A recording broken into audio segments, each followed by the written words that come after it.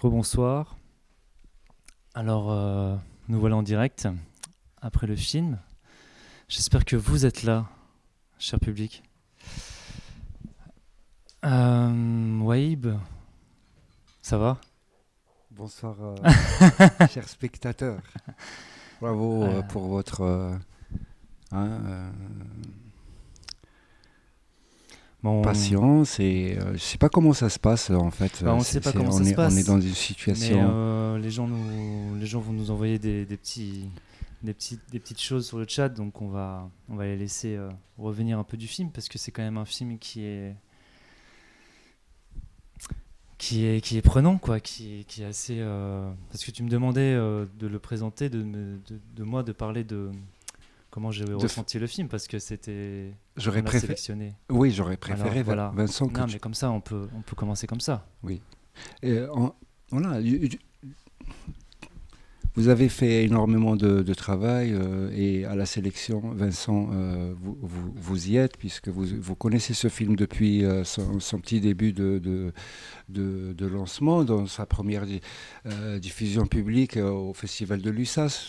Oui, oui, oui. Donc, Moi, ce que je te disais, enfin, c'est que ce qui m'avait marqué dans le film, c'était vraiment l'image qui était d'une rugosité incroyable. Il y avait une matière en fait très très forte qui m'a vraiment impressionné. On ressent l'aridité du désert, l'aridité du sable, l'aridité du pays que tu filmes, et quelque chose de quelque chose qui n'est pas dans un temps. On a l'impression que ça peut être enfin comment dire, ancestral, quoi. Il y a un temps. Je trouve qu'on en est troublé parce qu'il y a cette image là très rugueuse, et il y a le cheval, qui tire comme ça les. Enfin, on a l'impression d'être dans un temps ancien, en fait. Et en fait, c'est complètement contemporain. Parce que en fait, tu as filmé quand même à partir de 2004 jusqu'en 2018. C'est 14 ans. oui, les premières images datent de 2004. Ouais. C'est la première fois que je tourne ces images. Et il y a un parti pris dans l'image de choisir, de prendre cette caméra avec Non, non, non. cette texture-là. Au départ, c'est comment on dit, c'est la caméra au point. Mhm. C'est un acte qui est involontaire, qui n'est pas prémédité. Je pense, dans le cas du film de Pierre, que les spectateurs ont dû voir. Mhm, bien sûr. Donc c'est sûr, la première fois, merci de cette conjonction de circonstances qui fait que on a la possibilité de montrer, voilà, son premier film. Dans mon cas, ça a duré 14 ans. Mhm. Non, la première prise en main d'une caméra se fait naturellement. C'est comme un besoin Ouais, c'est ça, mais c'est ça naturel, qu'on comme ressent en si, fait. ouais, si C'est on a ça envie qu'on de ressent. manger quelque chose ou boire Il quelque y a chose. une nécessité à Ouais. prendre la caméra en Ouais, fait. après, bien sûr, bon, il y a des contraintes techniques et par exemple, la descente au fond du puits, Ouais, il me fallait une tricyclette, il me fallait un capteur un peu plus. Donc, il performant. faut s'équiper, voilà, il faut acheter un matériel, etc. On se le fait confisquer, on se fait interpeller. Donc, ouais, c'est toute une aventure par rapport à l'image que je. C'est pas moi qui fais l'image, c'est le support. Je filme avec de la Mini DV. Ouais. Aujourd'hui, là, ça n'existe plus apparemment dans le marché. On ne trouve plus de Mini De DV. cassettes ou de Ouais, caméras. il faut passer par des systèmes de commande. Hmm. Donc je pense que tout ce qui porte un peu quelque part de l'originalité ou quelque chose qui peut sérieusement nous permet d'aller plus loin dans tout ce lisse, voilà, la technologie a devancé ces spécificités, enfin ce qu'on appelle l'esthétique de l'image, c'est-à-dire la granularité, enfin, le pixel. Là, il y a du tremblé dans mon film et ça raconte simplement le fait qu'on a peur, oui, et aussi de filmer des situations pareilles. Et ça, comme expérience, oui, au-delà de l'esthétique, je m'éloigne peut-être un peu de ta Non, mais question, en Vincent. fait, ça recoupe aussi, mais c'est que l'idée, enfin, on va pas juste parler de l'image pour l'image. C'est-à-dire que là, Oui, il y a aussi de ce dont tu parles. Et quand tu disais, il y a la nécessité, en fait, tu parlais de la séquence où tu descends dans le puits. Euh, c'est que le film t'appelle en fait. Et les gens ils te disent, peut-être que dans le film ils te disent, il faut que tu filmes en bas, c'est là-bas, c'est en bas qu'il faut que tu filmes. Et toi tu descends. Donc il y a quelque chose où toi tu vas être aussi amené, tu vas être appelé par le sujet. Et, les gens là-bas, les mineurs vont te dire, viens nous filmer, viens filmer en bas, c'est là-bas qu'il faut filmer. Et toi tu vas y aller, tu vas les voir et il y a quelque chose qui te happe aussi. Il y a quelque chose qui s'impose à toi. Quand on parlait de nécessité et de besoin de filmer, oui, il y a quelque oui, chose comme ça. oui, c'est une forme de possession. c'est, c'est vrai que les histoires de mines, en tout cas, sont depuis toujours chargées de mythologie et de croyances Mhm. de plein d'histoires un peu qui sortent du monde enfin, presque on est dans le monde parallèle. On est possédé, oui, quand on croit à certaines choses que la plupart des gens ne peuvent pas y croire. Donc c'est pour ça que le choix de diriger le film dans le conte, Oui. comment Enfin, ça commence comme ça d'ailleurs. Tu parles au début de Ben Nesnes, voilà, ce qui est monstre. l'histoire du monstre Et qui mange qui happe, qui avale les enfants qui se baladent dans les collines. oui, Donc ça, c'est quelque chose. de réel, de vrai. Le mythe est quelque chose de vrai. On ne peut pas l'effacer. Mhm. Il traverse les temps, il traverse les générations.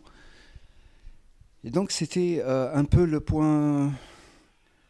un premier point de trouver qui m'a pris énormément de temps parce que pour arriver à ce point-là avec une équipe de production et qu'on est dans une situation d'autoproduction pure et parfaite, c'est-à-dire qu'on assume tout du, et de ne surtout pas se dire que c'est fini. C'est-à-dire que le point final du film ne s'arrêtait jamais. Et donc, du coup, moi, j'encourage sincèrement les jeunes, les réalisateurs, ceux qui font leur film, de ne jamais abandonner un film. Mhm.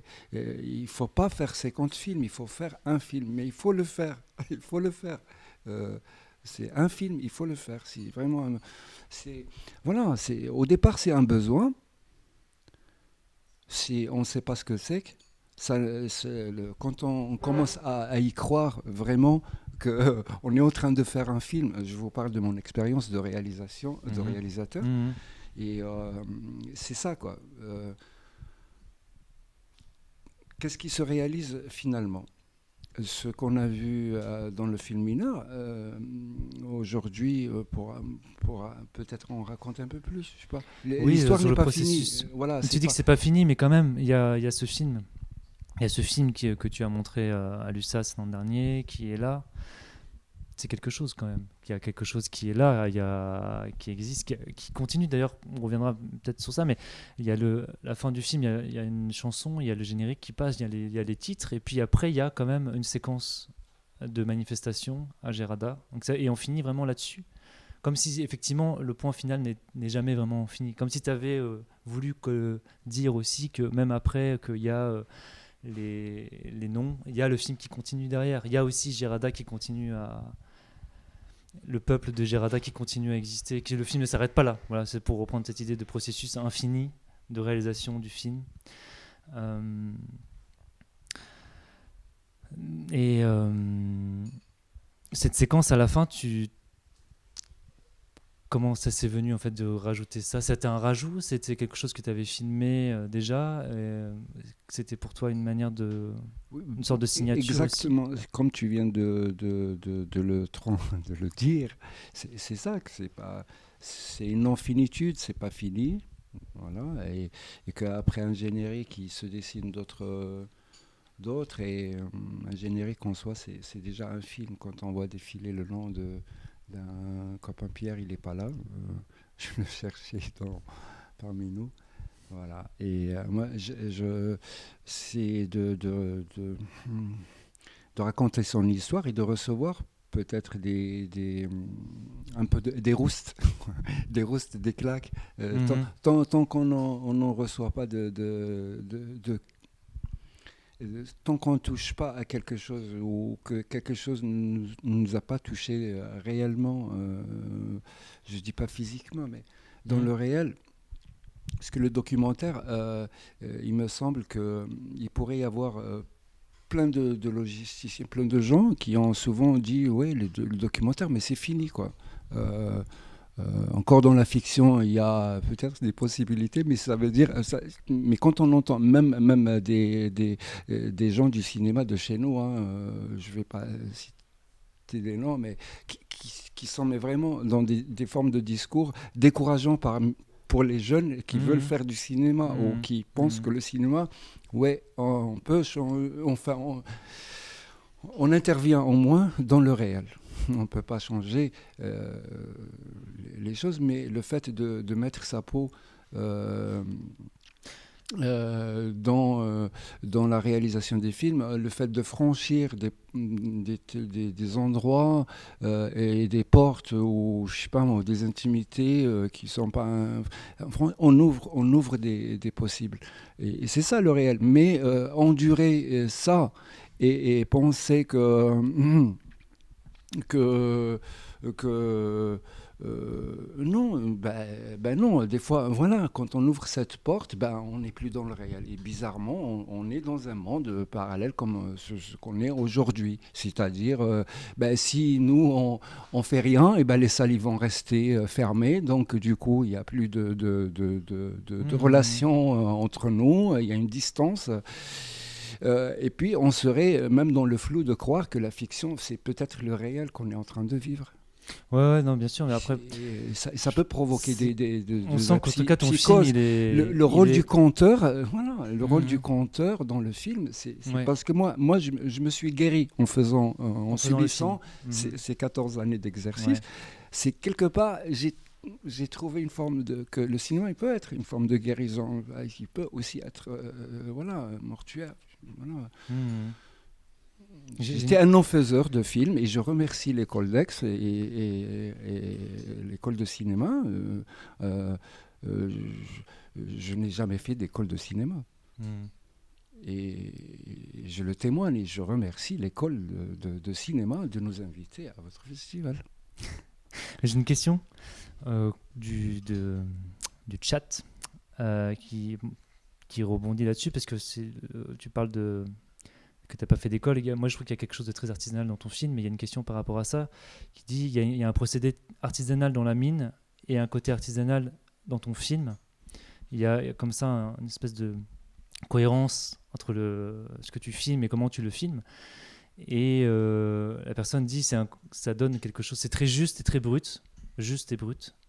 Et demande est-ce que c'est une volonté esthétique, est-ce que c'était voulu, est-ce que c'était pensé comme ça, ou de ce côté artisanal dans le film et dans ce que tu filmes dans les mineurs, enfin les mineurs, leur travail. Je ne sais pas, je remercie la personne qui va chercher ces mots, qui caressent, bien sûr, qui nous caressent. Merci.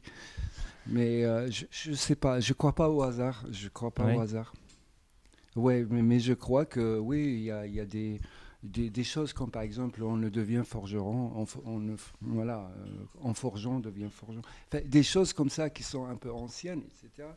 C'est-à-dire la mise à l'épreuve, oui, bien sûr qu'il y a une mise à l'épreuve quand on passe pas par les chemins de l'école. Mais c'est peut-être aussi les chemins de toutes les écoles. Et je n'ai pas d'autre définition au mot cinéma, mais Le mot artisanal, quand tu bien disais, sûr, voilà. bien sûr, moi je préfère rester à cet endroit parce que Mhm. je ne crois pas que l'industrie, elle permet le bonheur. Non, non, le bonheur, c'est de se contenter des moyens que nous avons. Et chacun à son niveau peut faire réaliser quelque chose et le dédier aux personnes qu'il estime, sa famille ou les gens. Moi, j'ai passé mon enfance dans cette ville et comme Pierre, il est affecté par son pays. C'est l'histoire d'une ville. Mais vous voyez que dans le film, elle est hors champ, la ville. C'est peut-être une thérapie. Il faut peut-être oublier le cauchemar de la vie, oublier les monuments pour raconter, nous, le vivant. J'ai une question aussi qui vient d'arriver. Tu disais que tu t'étais fait interpeller ou confisquer la caméra. On me demande quelles étaient les raisons de ça. Zone interdite, voilà, mais il n'y a aucune pancarte. Donc, je me retrouve dans des situations à 2 reprises. Et donc, perquisition et on confisque enfin des cassettes. On ne prend pas les caméras parce que moi, je leur dis, je ne sors pas sans la caméra. Symboliquement, c'est comme si vous me coupez la main. Ils me balancent la caméra sur le bureau, mais ils ont gardé beaucoup de... Enfin, voilà, pour leurs dossiers. J'ai perdu beaucoup de roches, comme j'en ai filmé pendant des années, donc du coup... Mais des fois, c'est vrai que quand on perd surtout cette matière filmique... il vaut mieux qu'il casse la caméra et qu'il me restitue cette matière, parce que c'est des instants. C'est des instants importants pour l'écriture, pour ce que tu écris. Voilà, quand on filme de la manière comme je filme, c'est-à-dire quand je filme, je ne coupe que rarement. Donc il y a tous ces accidents, il y a ce parcours qui est un peu... mais des fois, il y a des merveilles parce que je trouve des pistes et on me les efface. C'est comme si on m'effaçait des pistes, en fait, en me réquisitionnant ces instants. Et une question aussi qui dit pourquoi filmer ces personnes que tu filmes, ce serait polémique. Peut-être que ça, on revient sur les mines. En fait, c'est son tu pourrais expliquer un peu le contexte. Oui, parce le reportage, je voulais dire. Non. Est-ce que filmer ces gens, les mineurs, c'est polémique, ce serait interdit en fait, parce que. Il faut expliquer un petit peu le contexte des mines, comme tu dis, les mines qui ont été fermées, qui sont clandestines, Non, ça c'est au contraire, ils sont demandeurs, ils auraient aimé qu'ils soient, qu'ils aient des gens de la radio, de la presse qui viennent. Mais du coup, on essaie de les faire taire ces gens ou pas? Absolument. Le fait de leur donner la parole, c'est pas. C'est rare, voilà, c'est rare. On va nous empêcher. Mais il y a des zones, autour, par exemple, de la centrale thermique, il y a tout un périmètre. Et bien sûr, toutes les centrales thermiques sont un peu ces réseaux, comme on dit ici, c'est-à-dire des zones protégées. Et, mais le droit à l'image, quoi, je veux dire, moi, c'est vrai, il y a des mineurs, il y a des gens qui ne voulaient pas que je les filme, donc j'ai arrêté de filmer. Non, mais... c'est tout. C'est-à-dire que voilà, la zone protégée, la zone stratégique militaire, c'est la centrale thermique. Vous savez. On est dans une zone frontalière, on est pas loin de l'Algérie. Et quand il y a des événements, par exemple, voilà, militaires, quand il y a des manœuvres militaires, quand il y a des préparations armées, des deux côtés, bien sûr, c'est les endroits les plus visés. C'est stratégique, une production... Parce que c'est à Gerada que la majorité de l'énergie est produite pour le pays. Voilà. Aujourd'hui, depuis la fermeture de la mine, on importe 2000 tonnes journaliers. Donc vous imaginez les masses de quantité qu'on importe de Pologne et d'Afrique du Sud. Et on le paye très cher, le charbon local, qui est consommé dans ce monstre d'acier. 2000 tonnes journaliers, c'est... Voilà. Et tout à l'heure, tu me disais, par rapport aux mines, elles ont été fermées, elles sont ouvertes, enfin, il y a un flou là-dessus. Tu disais qu'il y a quelque chose qui est officiellement fermé, mais finalement qui est en action et que les gens, en fait, s'ils ne travaillent pas à la mine, ils n'ont rien. C'est de la production vivière, bien sûr, mais il y a des spéculateurs. Voilà, il y a bien sûr, il y a toute cette mafia de barons qui sont organisés autour parce qu'il y a du surplus. Et quand il y a du surplus, ils le stockent. Il le stocke sous la bénédiction, bien sûr, de la wilaya, quoi, je veux dire, de la région. Hein. Mhm. Ce stock, il va permettre de combler les besoins ponctuels que peut avoir la centrale thermique les périodes d'hiver, puisque l'acheminement de Nador, du port d'importation du charbon polonais, Mhm. ce charbon, ils transitent mal à travers le chemin de fer parce il y a eu beaucoup de casses, en tout cas. Hein, la fermeture de la mine, il y a eu beaucoup de... Et la première chose qui est prisée, c'est l'acier. Bien entendu, l'acier coûte 10 fois, 15 fois plus cher que le prix du charbon sur le marché.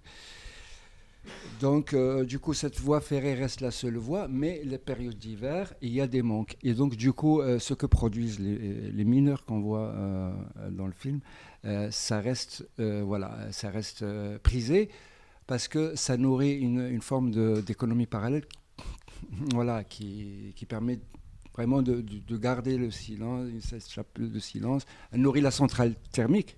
C'est indirect, Mhm. c'est ça. En termes de droit, on devrait interdire cette. Mais en termes humains et même économiques, tu ne peux pas. Parce que c'est vivier, le charbon qui est produit, on cuisine avec, on se chauffe avec.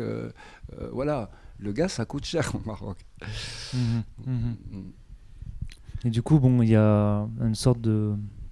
On a interdit, c'est fermé, mais en fait, c'est quand même... voilà, c'est des gens qui...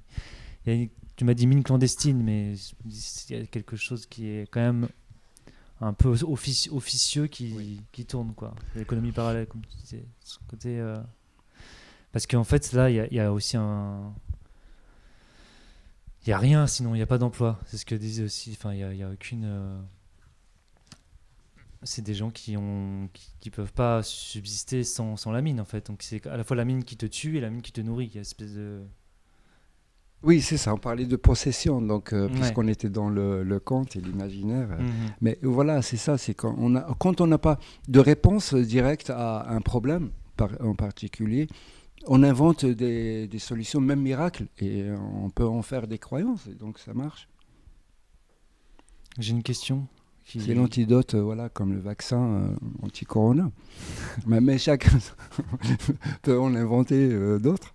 J'ai un Euh, message d'une réalisatrice invitée qui dit merci de vous être mouillé, de votre sincérité, du fait que nous nous sentions concernés sans être allés au Maroc, de réaliser mes privilèges sans m'y forcer, sans intention accusatrice. Ça, c'est auto-accusatrice, je sais que j'ai bien compris. Et après, il y a une question, est-ce que le fait de se mouiller est sine qua non à la réalisation d'un film documentaire? Je ne sais pas si le chat il permet de préciser la question ou d'aller un peu plus loin.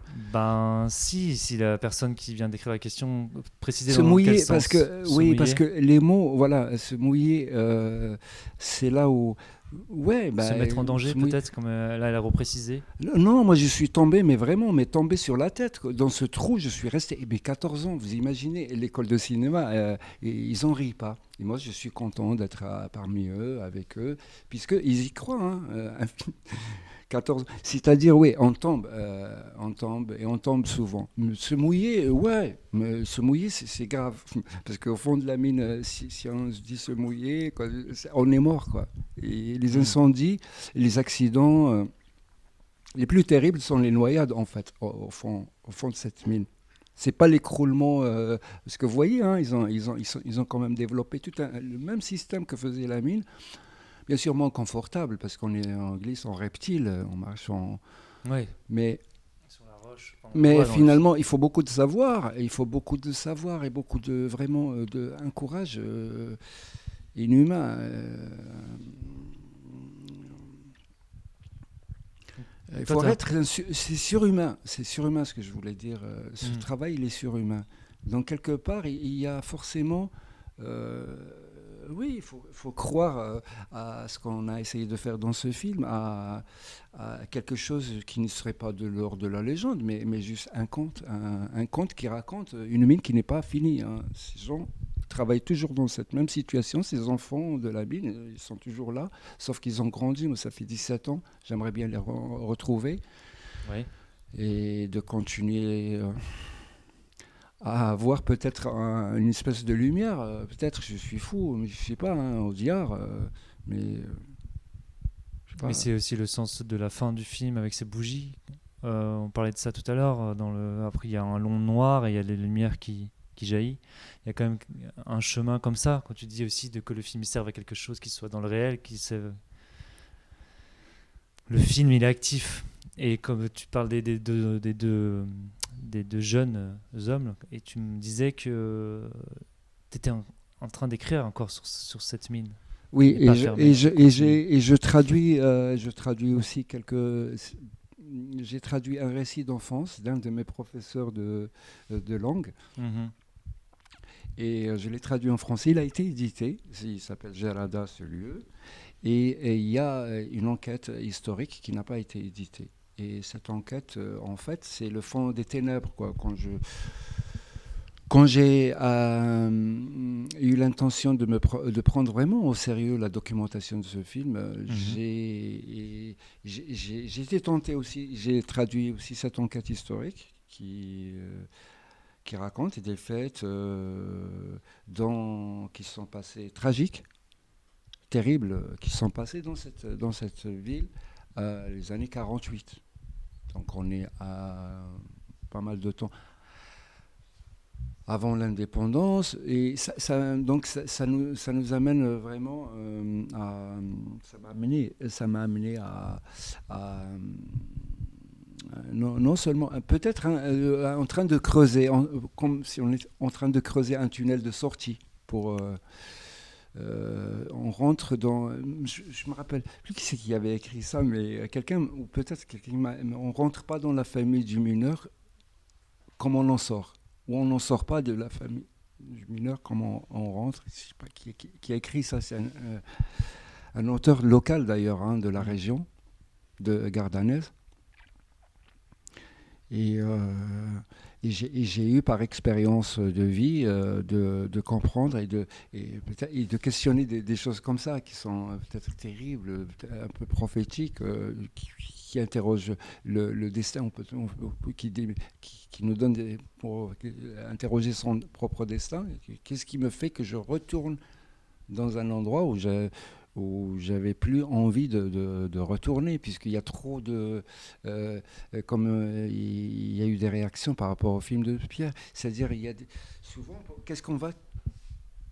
Les enfants eux-mêmes, ils nous disent, mais vous n'avez pas trouvé un autre sujet que Oui. de raconter cette histoire, Mhm. finalement. Ouais, ouais, quand on était au Beaumet. Est-ce que vous avez des questions peut-être ici?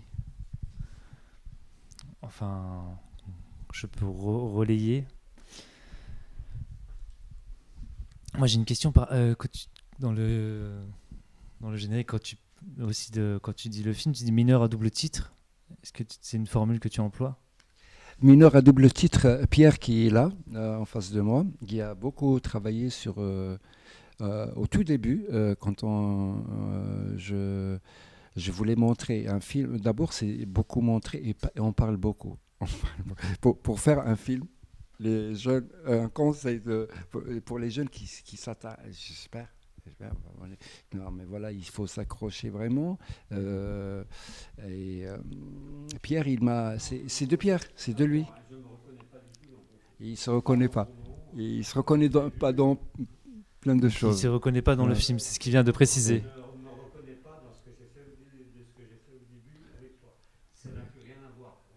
Donc, Oui. c'est deux choses différentes, le début du film. Non, non, mais c'est. Il veut Voilà. pas parler, il veut pas parler, Pierre. Voilà. Et donc, du coup, mineur à double titre, ouais, quand tu parlais de ça, au début, ça vient du début du travail. Cette formule que tu peux peut-être expliciter un peu. C'est-à-dire que nous, ce qui va, ce qui gêne beaucoup les gens qui font du documentaire, parce qu'ils doivent passer par le reportage, par tout un travail que fait normalement un journaliste et le travail du documentariste, c'est d'écrire, surtout d'écrire beaucoup. Mais il n'aime pas ça. Il y a quelque chose, il y a un terrain d'intervention, quoi. Tu as un terrain où tu dois être là. Même si tu filmes pas, mais au moins tu es là pour écrire ce qui se passe, pour regarder, pour être témoin. Tu peux pas te consacrer à écrire. Bon, et c'est vrai que regarder, c'est, euh, c'est de bien regarder, de regarder avec d'autres. C'est Ça a été difficile au début quand tu es arrivé avec non, tes premières c'est les images. premières Tes premières images que tu as amenées à d'autres regards. Du coup, il y a eu un travail aussi d'explicitation des images. Tu disais que tu parlais derrière les images, tu traduisais directement. tout le temps, tout le Donc il y a temps, quelque tout le chose temps. On a aussi fait pas mal d'expérimentations complètement folles et différentes. On a fait des, des installations théâtrales à partir des images que tu as entre filmées. théâtre, oui, Mhm. entre théâtre et cinéma. C'est-à-dire que pour qu'on arrive à franchir au moins la barrière linguistique, c'était impossible. C'était quasiment impossible. C'est-à-dire toutes les expériences qui devaient nous aider à écrire ce film dans une forme d'une narration en français, ça ne marchait pas. Et on ne l'a pas compris jusqu'en 2016. De 2004 où je commence à me dire peut-être que ça va être un film, jusqu'en 2016 où on a un festival comme vous qui nous invite pour une résidence de montage. Et ça, c'était la chance. Parce que là, on a eu un mois de montage et là, on se retrouve enfin en situation de montage et la forme, elle va naître. On va trouver que, puisqu'il y a cette barrière de la langue, Mhm. puisque le film ne résonne pas avec cette narration, cette langue français, eh ben on revient à l'original. C'est-à-dire que quand tu traduisais en français, vous cherchiez, ça a influencé le montage, la narration, la construction. Absolument, absolument. Ça partait en feu puisque toutes les contradictions sautent dans à la gueule et le mec qui filme, moi qui filme, c'est-à-dire je suis tout le temps en déséquilibre, quoi, Mhm. en gros. Il fallait se reprendre, il fallait en faire quelque chose au moment où ça devient cendre. Parce que c'est ça le problème du film. Il peut naître et il peut aussi ne- Mais le film, un parcours d'un film, Et donc, c'est aussi ça. ça nous a appris. Exactement. C'est la C'est-à-dire, il y a renaissance et quelque chose qui est la. toujours caché. Il faut le- prendre le temps, mais vraiment de le chercher profondément et de se donner ce temps-là. Et moi, j'ai l'avantage, puisque je ne suis pas pressé par le temps. C'est une histoire qui continue. Voilà. Et Donc, voilà. ouais, et par rapport à ce que tu disais en 2016, il y a eu aussi un retour à la langue du film, Voilà. Donc, pendant cette résidence de qui montage, était au voilà, Maroc. on s'est mis d'accord avec Mhm. Caroline qui monte un film. La monteuse du Que film. ça va être cette série de choses que je lui racontais la nuit quand quand on regardait le montage successif. Là, voilà, elle était convaincue que en fait, c'est la langue en fait qui marchait pas. Mhm. Donc, tout ce qu'elle entendait de moi, ça devait être dans ma langue d'origine. Mhm. Et puis, depuis le début, hein, il nous disait, les gens, il faut écouter la critique aussi, parce que les gens, quand on travaille au montage, on organise souvent des séances de travail, c'est-à-dire on va inviter des copains pour voir avec nous, et on voit la résonance à chaque étape. Et ça, c'était important pour voir où on en était. Donc, c'était clair, hein, de retour de Béjaïa. C'était clair, c'était la forme qu'il fallait garder jusqu'au bout et de la finir. Et Mais moi j'ai une question parce que tu me dis le film c'est un processus, il n'y a pas de point final, c'est jamais fini. Mais le film là il fait 41 minutes. Pourquoi il fait 41 minutes? voilà. Ça, je sais pas vous dire. Enfin, non, il fait 40 minutes parce que simplement, à un moment, il y a un épuisement. Il faut s'arrêter. Il faut faire, voilà, il faut se consacrer au ventre. Voilà, c'est comme dans un quotidien ordinaire. Hmm. Donc il y a une forme qui se fixe à un moment. Oui, ouais. La- n'est pas imposée. La durée n'est pas imposée. Ouais. C'est vraiment, on a travaillé avec une très grande liberté, une amitié, une grande amitié. Et beaucoup de joie. On trouve, quand on cherche, on trouve. Si vous avez des questions encore, je vais répéter ta question. Non, c'est pas vraiment une question. Bon, C'est je n'ai pas aucune vrai. autorité.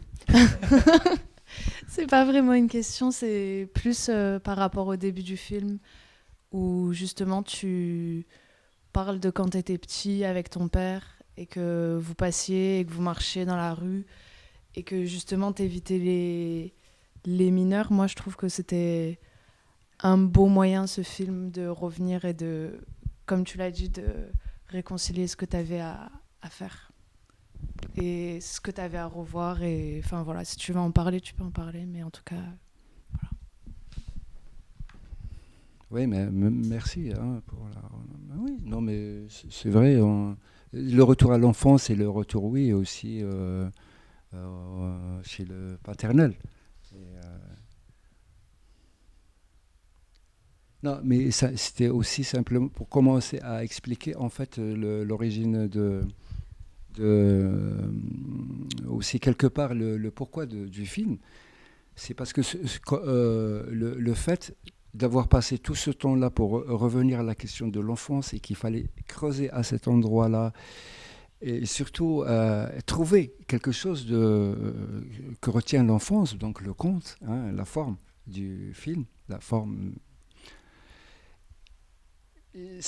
Bien sûr, on a appris quelque chose de son père ou de sa mère, voilà. Donc il y a forcément ce compagnon à l'origine, voilà. C'est aussi parce que c'est le moment où euh, on voyait le monde d'une façon et que plus tard, là où je suis aujourd'hui, comment est-ce que j'ai appris à rattraper certains angles de comment regarder le réel, mais comment rattraper le réel, quoi. Comment rattraper le réel. Puisque, comment est-ce qu'on peut passer de ce stade que les mineurs, quand on était jeunes, on nous faisait peur. Hein. Non, c'est pas qu'ils faisaient peur, mais bon. Hein, c'est, voilà. C'est cette distanciation. Hein, et comment est-ce que il, il faudrait tout ce temps-là, en fait, pour retrouver euh, l'origine du mal, quoi, ou les racines du mal, enfin, pour se réveiller finalement, pour mieux voir là. Parce que je pense que ce film, si j'ai pas pris conscience de le faire, de me prendre, vraiment de me le prendre en charge, je serais pas revenu. Je serais pas revenu. Je serais revenu par un besoin quelconque.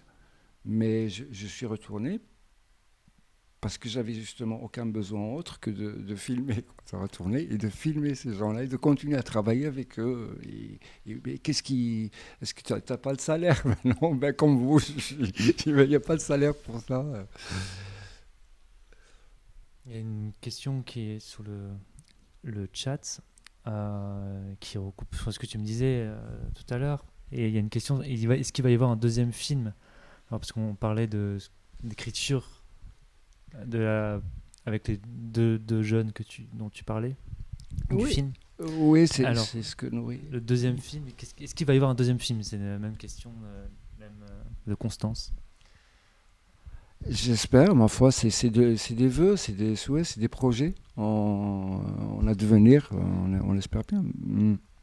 C'est-à-dire que la fermeture est programmée, malheureusement. On le sait. De toute façon, les mineurs aussi le savent. Et ils se préparent déjà mentalement que de toute façon, ils vivent le jour le jour. On vit le jour depuis un certain nombre d'années. Et puis, ça s'accélère. Donc, du coup, cette fiction se passe dans les années qui viennent et qui raconte à peu près l'histoire de, un peu d'une autre manière.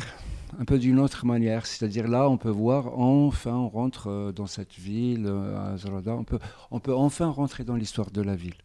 Mm. C'est une La fiction. fiction permettrait Mm. peut-être voilà, de découvrir mieux les tréfonds. C'est quoi, en fait, une ville comme Zalada, une ville minière. C'est un projet, on espère bien. On espère qu'on pourra le voir avant 14 ans de chemin. Ça prendra moins de temps. Ouais, Peut-être, parce que- du coup, voilà, qui dit mieux 14 ans pour faire... 3 ans pour faire une fiction. Alors, choisissez. Ouais. Forcément, Non, mais c'est pas, on aimerait. Ouais, ouais. On veut c'est pas voir. motivant, mais...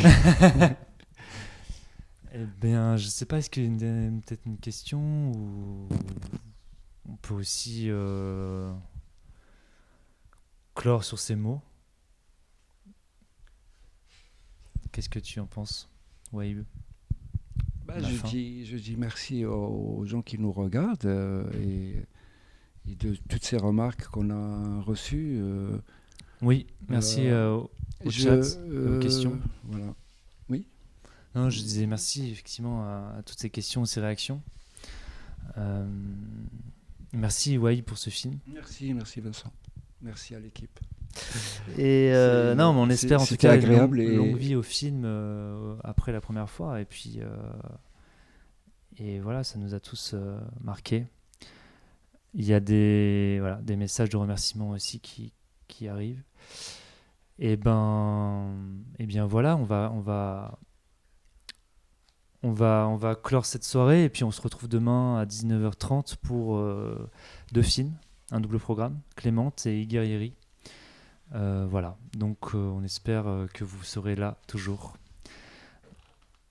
Merci beaucoup et puis à demain. On vous aime, on vous envoie du love, du big love, du big love, du big love. Voilà.